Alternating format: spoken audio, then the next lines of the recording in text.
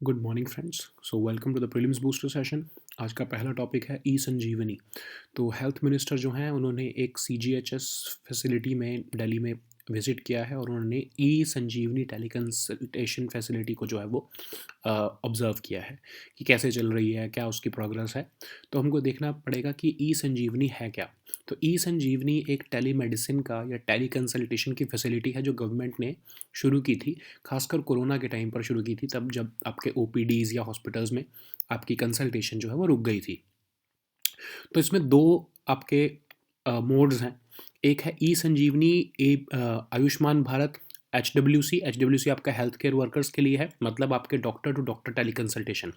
एक डॉक्टर एक expert doctor से टेली कंसल्टेशन के थ्रू बात करता है कि कैसे इस डिसीज़ का क्या क्या जो है वो इशू है, या कोई भी आप जो आपस में सलाह करने के लिए जो है वो ई संजीवनी ABHWC जो है वो यूज़ किया जाता है। और ई संजीवनी OPD जो प्लेटफॉर्म है उसमें पेशेंट्स को जो है वो डॉक्टर्स देखते हैं, ठीक है, उनको घर से ही उनको ई संजीवनी OPD के थ्रू जो है वो रिमोट हेल्थ सर्विसेज प्रोवाइड की जाती हैं। तो अभी तक जो है ये देखा गया है कि जो ई संजीवनी के यूज़र्स हैं, 10% जो यूज़र्स हैं वो 60 साल या 60 साल से ऊपर के हैं। और ई संजीवनी जो आपका ABHWC है उसमें अबाउट 1.60 करोड़ कंसल्टेशंस जो है वो अभी तक की जा चुकी हैं, ठीक है। अब इसमें जो है 53% जो कंसल्टेशंस हैं वो विमेन ने ली हैं।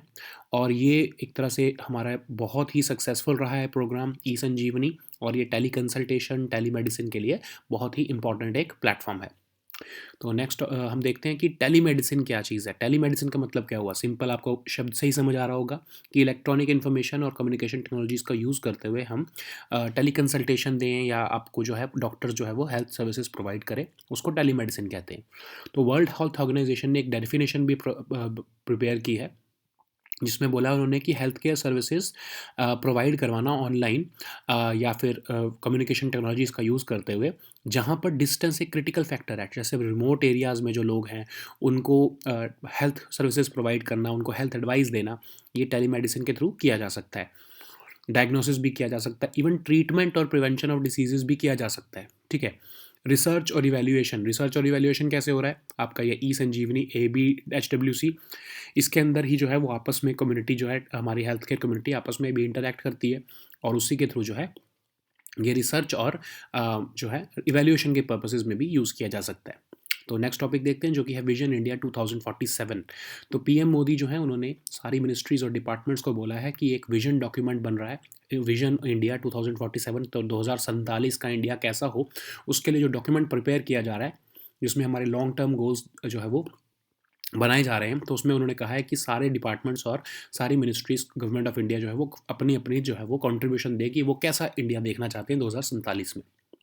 तो पीएम मोदी जो है उन्होंने प्राइम मिनिस्टर्स ऑफिस और कैबिनेट सेक्रेटरी जो है वो मिलकर इसमें 10 सेक्टोरल ग्रुप ऑफ सेक्रेटरीज़ की एक उन्होंने टीम बनाई है, और वो रोड मैप प्लान कर रहे हैं कि इंडिया जो है वो 2047 में कैसा होगा। और ये प्लान जो है मई 2022 से पहले कहा जा रहा है कि प्रिपेयर कर लिया जाएगा।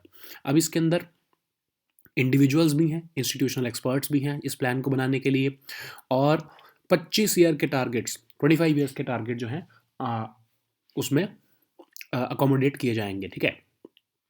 अब इसमें पिछले आपको इस डेकेड में क्या हमने अचीव करना है, स्पेसिफिक टाइमलाइंस के साथ ये सब कुछ मेंशन करना पड़ेगा। बहुत सारी फील्ड्स, एग्रीकल्चर से लेके commerce and industry, infrastructure, urban landscape, security, defence, technology, governance, her area को आइडेंटिफाई किया गया है कि उसमें इंडिया कैसा परफॉर्म करेगा आने वाले टाइम में। अब इसके अंदर ये भी कहा गया है कि हमने इंटरनेशनल कोलैबोरेशंस भी करनी है फॉरेन गवर्नमेंट्स के साथ, इंटरनेशनल एजेंसीज़ के साथ और इंस्टीट्यूशंस के साथ। उसके लिए हमको अपनी रेगुलेशंस को बेंचमार्किंग करनी पड़ेगी कि हम इंटरनेशनल लेवल के स्टैंडर्ड्स पर अपनी गवर्नेंस और अपने जो है रेगुलेशंस को लेकर जाएँ, अपने लॉ को लेकर जाएँ, ठीक है। फिर उन्होंने इसी में कहा गया है कि जो ये टीम है 10 सेक्टोरल ग्रुप ऑफ सेक्रेटरीज़ की, ये भी देखेंगी कि कौन-कौन से रीजन्स में, कौन-कौन से स्टेट्स में कितनी डिस्पैरिटीज़ हैं, ताकि उसी के हिसाब से जो है वो अगले 25 साल का रोड मैप बनाया जाए। अब कुछ सजेशंस दिए गए हैं कि क्या कैसा हमारा रोड मैप होना चाहिए। तो पहला सजेशन तो ये है कि इंडिया अब डिफेंस एक्विजिशन जो है वो उस पे अपनी फॉरेन रिलायंस जो है, जो फॉरेन रिलायंस है हमारी, मतलब फॉरेन हम डिपेंडेंट हैं जो हम अपनी डिफेंस एक्विजिशंस के लिए उसको हम फ्री करना चाहते हैं 2047 से पहले। फिर हम पब्लिक सेक्टर बैंक्स को मर्जर करेंगे, रिस्ट्रक्चर करेंगे, 3 से 4 हम बड़े बैंक बनाएंगे इंडिया में, 3 से 4 हम ग्लोबल चैंपियंस बनाएंगे हर सेक्टर में, चाहे वो इंडस्ट्री हो, चाहे वो एग्रीकल्चर सेक्टर में हो, चाहे आईटी सेक्टर में हो। 3 से 4 ग्लोबल चैंपियन हम जो है बनाना चाहते हैं। गवर्नेंस के रिफॉर्म्स भी हैं इसके अंदर। गवर्नेंस में कहा जा रहा है कि हम अब इंस्टीट्यूशनल एक्सपर्टीज़ लेके आएंगे। मतलब इसका क्या हुआ कि ब्यूरोक्रेसी में इंस्टीट्यूशनल जो है एक्सपर्टीज़ लाने की बात की जा रही है। लेटरल एंट्री को और बढ़ाया जाएगा, और गवर्नमेंट जो है वो बिना मतलब के, बिना अननेसेसरी इंटरफेरेंस अब लोगों की लाइफ में नहीं करेगी। मतलब मिनिमम गवर्नमेंट की बात की जा रही है इसमें। अब इसमें ये भी कहा जा रहा है कि इंडिया जो है वो foreign research and development organisations के साथ पार्टनर करेगा, और 10 लैब्स जो हैं वो टॉप 10 लैब्स जो हैं वो इंडिया कंट्री में बनाई जाएंगी। स्किल कैपिटल हम डेवलप करेंगे। कम से कम 10 ऐसे इंस्टीट्यूशंस होंगे इंडिया में जो कि टॉप 100 इन द वर्ल्ड होंगे। फिर न्यू एज एग्रीकल्चर की बात की जा रही है, जिसमें माइक्रो इरिगेशन और ऑर्गेनिक फार्मिंग के ऊपर हम फोकस रखने वाले हैं, और हम एक तरह से एग्रीकल्चर को भी ओवरऑल करेंगे। फिर अर्बन इंफ्रास्ट्रक्चर पर फोकस है। फ्यूचर रेडी अर्बन स्पेसेस बनाना चाहते हैं। डीकार्बनाइजेशन पर फोकस रखेंगे, या नीति आयोग का सजेशन है। ठीक है। अब ये प्रिपेयर करने के लिए जो है वो एक तरह से नोडल एजेंसी कौन है, वो है department of administrative reforms and public grievances. और ये आपको पता है ministry of personal, public grievances और पेंशंस के अंदर आती है ये डिपार्टमेंट। ये एडमिनिस्ट्रेटिव रिफॉर्म्स लेके आता है इंडिया में, और पब्लिक ग्रीवेंसेस का भी रिड्रेसल का काम भी जो है वो DARPG के पास ही है। ठीक है। तो नेक्स्ट टॉपिक देखते हैं, जो कि है 74th आर्मी डे। तो आज के दिन जो है 15 जनवरी को हम आर्मी डे सेलिब्रेट करते हैं, ताकि हम अपने सोल्जर्स को जो है वो ऑनर कर सकें, जिन्होंने अपने लिए देश के लिए सेल्फलेस सर्विस दी है और ब्रदरहुड का एग्जाम्पल सेट किया है। तो अब 15 जनवरी को ही हम क्यों सेलिब्रेट करते हैं, क्योंकि इसी दिन 1949 में जो last British commander in chief थे, उन्होंने जो है एक इंडियन को, जो आपके जो लेफ्टिनेंट जनरल उस टाइम पर KM करियप्पा जी थे, उनको जो है वो अगला बेटन पास किया था एक तरह से, कि मतलब वो रिप्लेस हुए थे, और सबसे पहले इंडिया को इंडियन एक आर्मी चीफ मिले थे 15 जनवरी 1949 के दिन ही। ठीक है। तो हम इसलिए सेलिब्रेट करते हैं आर्मी डे इस दिन, क्योंकि हम KM करियप्पा जी जो हैं, जो सबसे पहले आर्मी चीफ जो है वो इसी दिन बने थे। तो वो इतने फेमस हैं, आपको पता होगा उनके बारे में, सुना होगा आपने, कि उनको हमने फील्ड मार्शल का स्टेटस भी, या रैंक जो है वो हमने अकॉर्ड किया था हमारी गवर्नमेंट ने। ठीक है। तो नेक्स्ट टॉपिक देखते हैं, जो कि है सियाचिन ग्लेशियर। तो आर्मी चीफ जो हैं इंडिया के, उन्होंने बोला है कि हम डीमिलिटराइजेशन करने को तैयार हैं सियाचिन ग्लेशियर की, लेकिन पाकिस्तान को ये एक्सेप्ट करना पड़ेगा कि सियाचिन ग्लेशियर जो है वो हमारा ही है। ठीक है।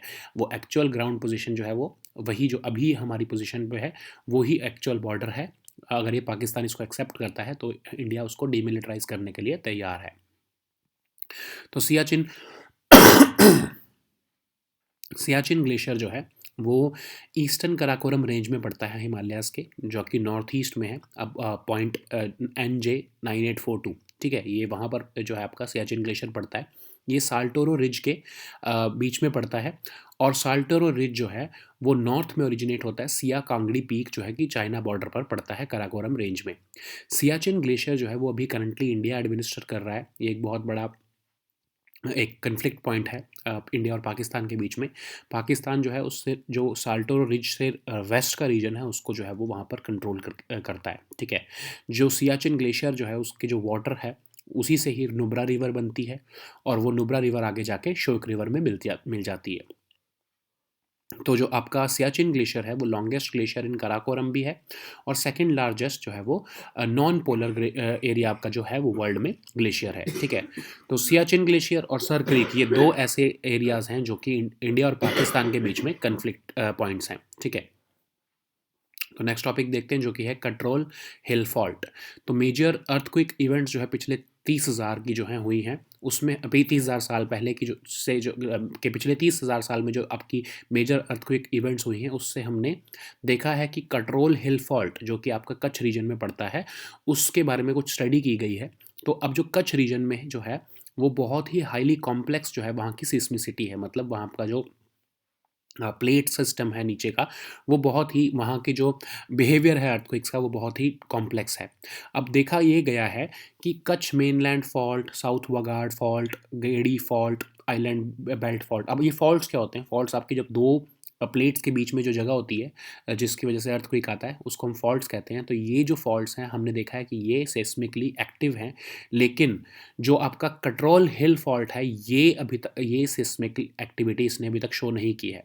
तो इसकी सेस्मिक एक्टिविटी शो ना होने की वजह से जो है हमको ये देखने को मिल रहा है कि ये इधर हमको अर्थक्वेक की एस्टिमेशन करना या मिटिगेशन करना हमारे लिए बहुत ही साइंटिफिकली कॉम्प्लेक्स प्रोसेस है। ठीक है, तो नेक्स्ट टॉपिक देखते हैं जो कि है चेंज मेकर।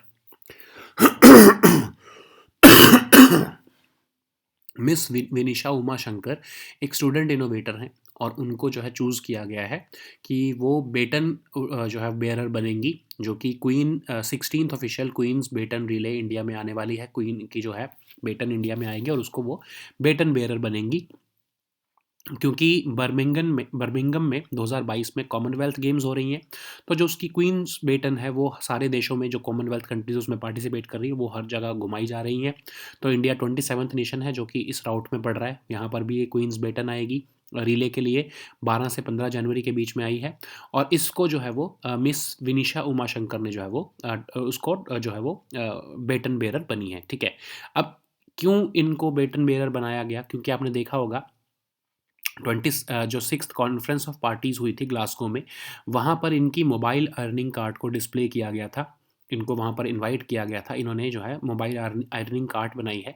तो ये सोलर पैनल का यूज़ करते हुए एक स्टीम आयरन बॉक्स जो है वो उसको पावर करती हैं, उसके थ्रू जो है आयरनिंग की जा सकती है। ठीक है, अब इसमें क्या होता है कि वैसे आपने देखा होगा आयरनिंग के लिए कोल का यूज़ किया जाता है ताकि वो गर्म हो जाए आयरन और हम कपड़ों को आयरन कर सकें।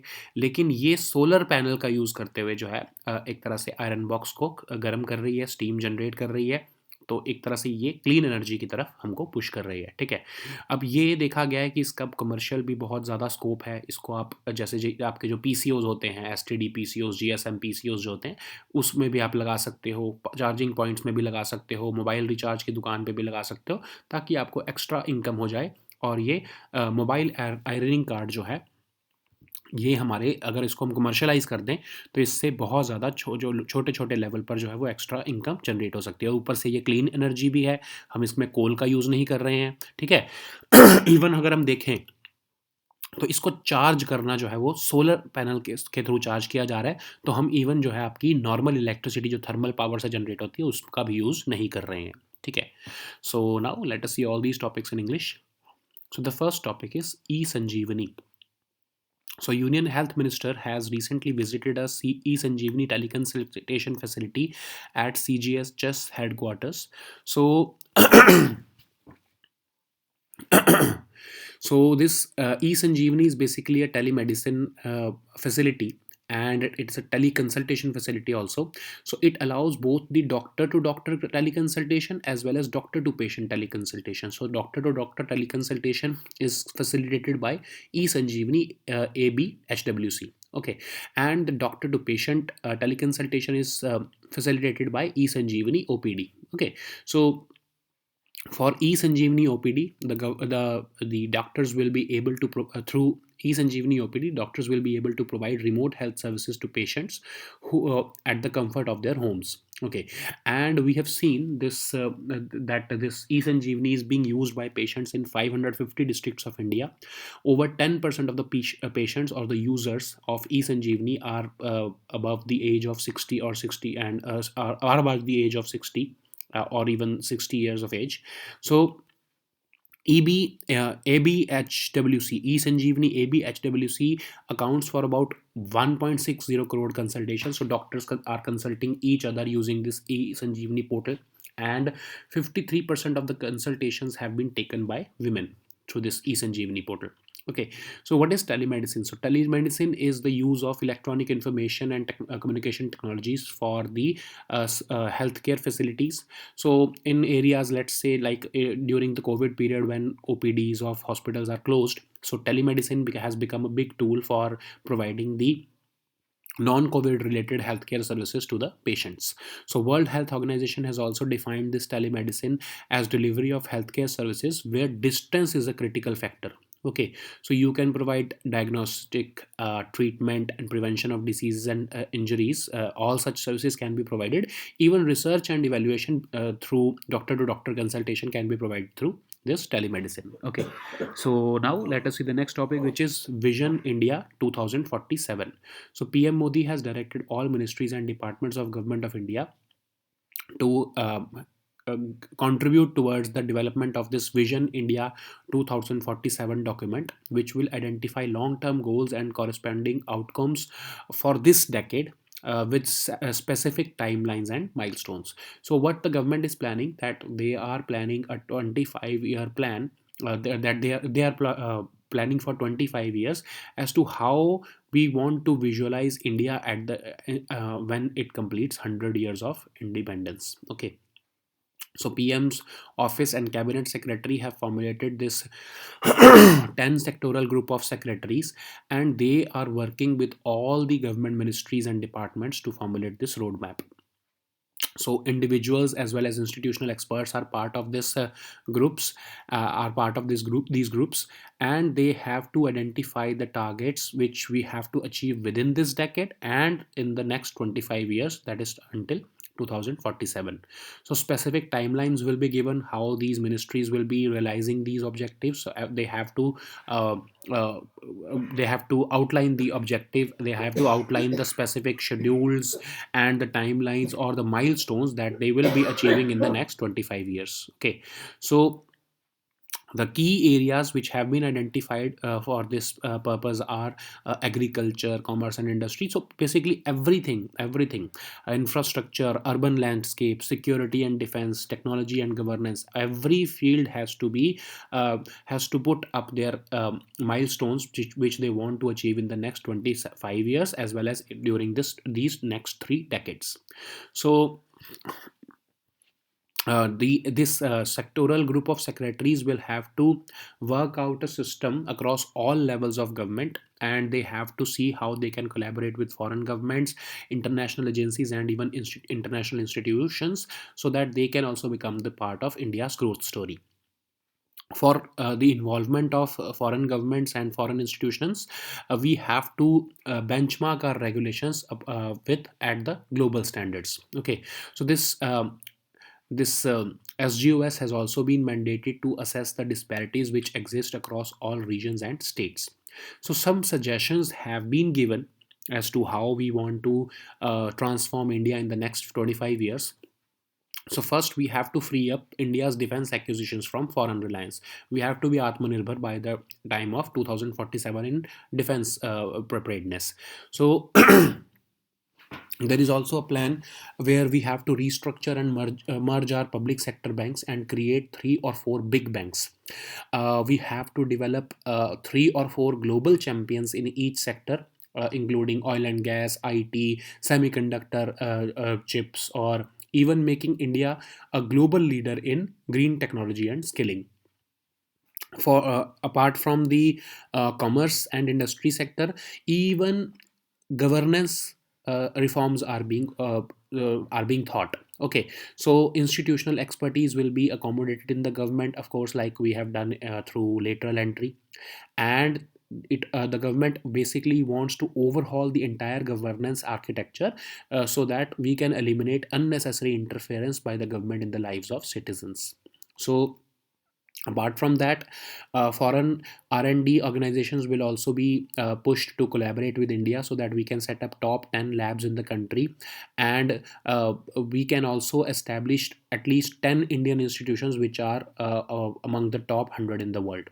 New age agriculture is also being envisioned through using the micro irrigation and organic farming techniques, so that we can transform the agriculture sector also and make it green and environmentally sustainable.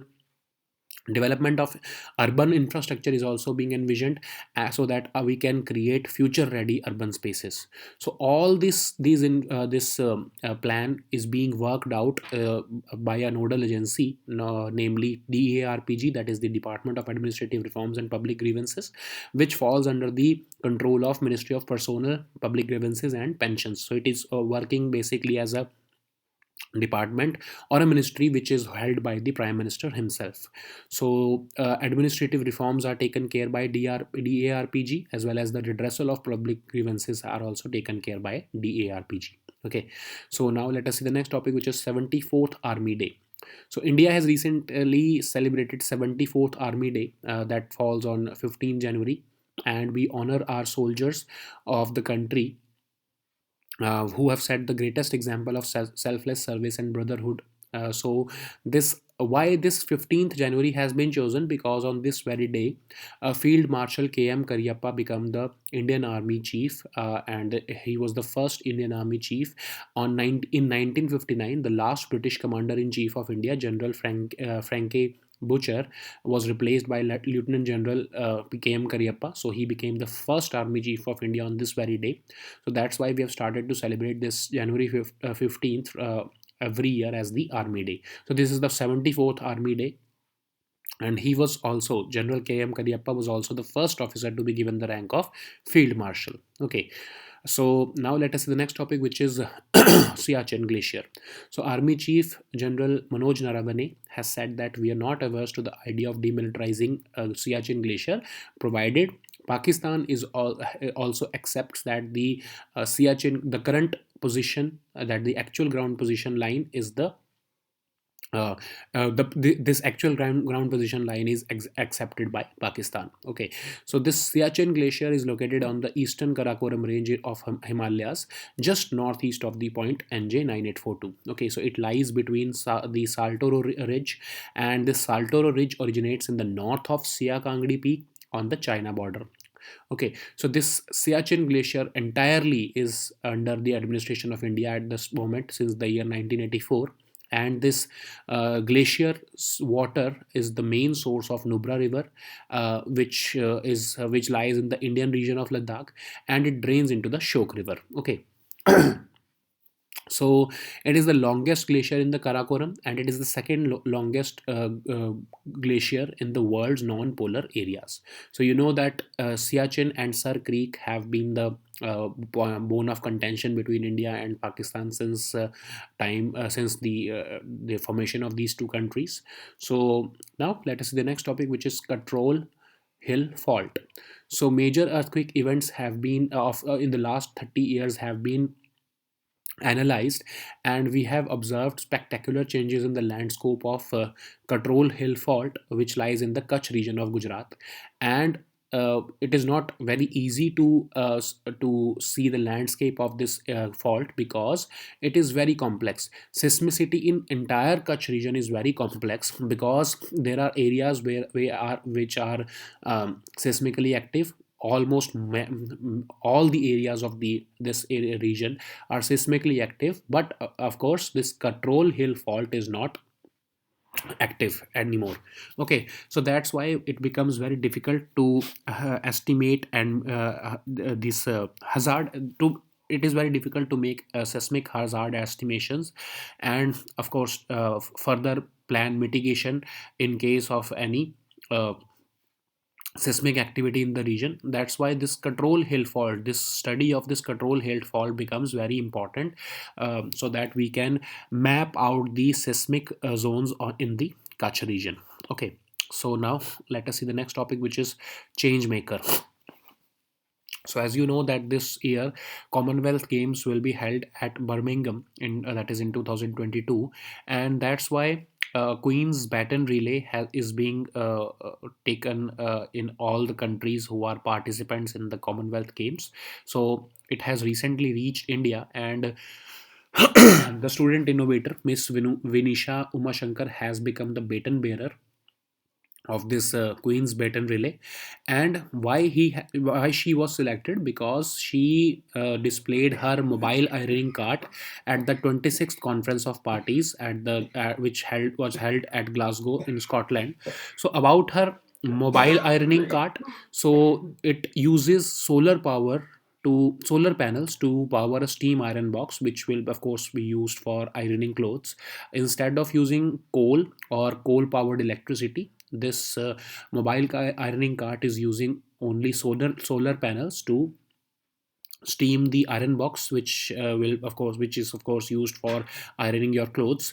So apart from that, apart from it being a clean energy source or a clean energy tool, it can also be commercialized, and it can fetch some extra income to local facilities, like you have this STD facilities, your PCOs, even USB charging points or mobile recharging stations can start this mobile ironing cart facility, where users can pay a small fee, and for ironing of their clothes, and it can fetch extra income for these operators. Okay, so basically these were our topics for today. We'll meet next time on Monday now.